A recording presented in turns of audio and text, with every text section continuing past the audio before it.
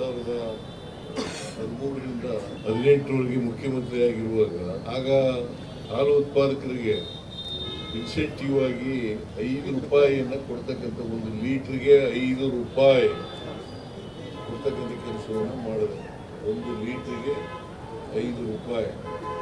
ಇವತ್ತು 1 ಕೋಟಿ ಇಂಟು 5 ರೂಪಾಯಿ ಎಷ್ಟಾಯ್ತಮ್ಮ?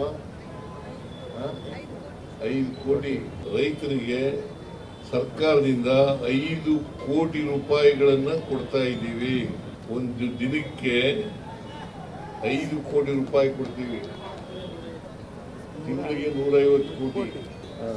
ಒಟ್ಟು 1700 ಕೋಟಿ ರೂಪಾಯಿಗಳನ್ನು ವರ್ಷಕ್ಕೆ ರಾಜ್ಯ ಸರ್ಕಾರದಿಂದ ಹಾಲು ಉತ್ಪಾದಕರಿಗೆ ಕೊಡ್ತಾ ಇದ್ದೀವಿ. ಇದು ಒಂದು. ಎರಡನೇದು, ನನಗೆ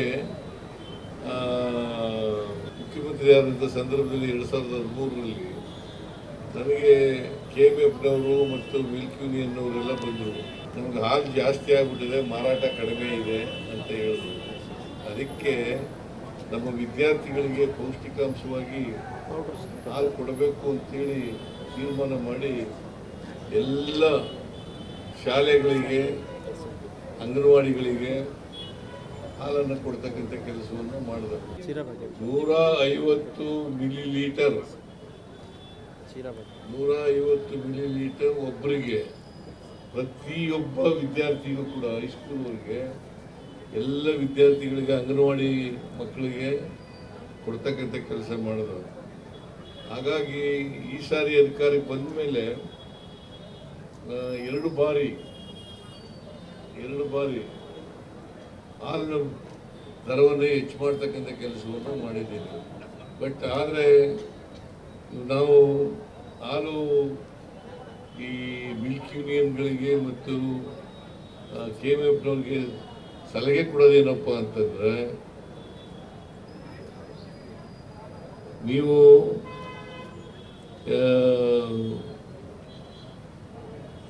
ಮೇಲೆ ಖರ್ಚಾಗ್ತಕ್ಕಂಥ ಮಿಲ್ಕ್ ಏನಂತ ಕರೆಯೋದು, ಆಡಳಿತಾತ್ಮಕ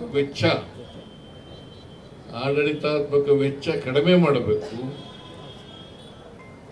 ಮತ್ತೆ ಏನ್ ಮಾಡ್ತಾರೆ, ಮಿಲ್ಕ್ ಯೂನಿಯನ್ಗಳಲ್ಲಿ ಬಹಳ ಜನ ಕೆಲಸ ತಗೊಬಿಡೋದು. ಅವ್ರಿಗೆಲ್ಲ ಕೊಡ್ಲೇಬೇಕಲ್ಲ. ನಿರುದ್ಯೋಗದ ಸಮಸ್ಯೆ ಬೇರೆ ಇದೆ, ಕೊಡಬೇಡಿ ಅಂತ ನಾನು ಹೇಳಲ್ಲ.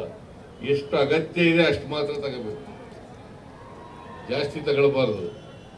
ಅಗತ್ಯ ಇರೋಷ್ಟು ಮಾತ್ರ ತಗೊಳ್ಬೇಕು. ಅದನ್ನು ಕಡಿಮೆ ಮಾಡ್ತಕ್ಕಂಥ ಕೆಲಸವನ್ನು ಕೂಡ ಮಾಡಬೇಕು ಅಂತ ಎಲ್ಲ ಹೇಳಿದ್ದೀನಿ. ಇವತ್ತು ಅತ್ಯಂತ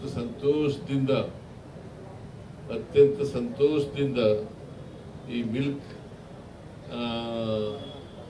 ಮಳಿಗೆಗಳನ್ನು, ಅದು ಗುಲ್ಬರ್ಗದಲ್ಲಿ, ನಾನು ಗುಲ್ಬರ್ಗದಲ್ಲಿ ಬರ್ತಾ ಇದ್ದೀನಿ.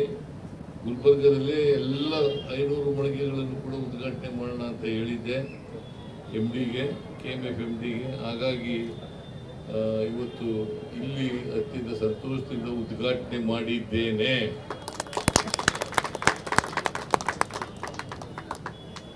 ಅದಕ್ಕೆ ಹೇಳಿದ್ದೀನಿ, ಈ ರಾಜ್ಯದಲ್ಲಿ ನೀವು ಈಗ ನಂಬರ್ 2 ಇದ್ದೀವಿ, ನಾವು 2ನೇ ಸ್ಥಾನದಲ್ಲಿದ್ದೀವಿ.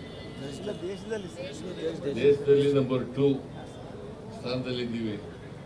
ಅಮೂಲ್ ಗುಜರಾತ್ನಲ್ಲಿರ್ತಕ್ಕಂಥ ಮಿಲ್ಕ್ ಯೂನಿಯನ್ ನಂಬರ್ 1 ಸ್ಥಾನದಲ್ಲಿದೆ.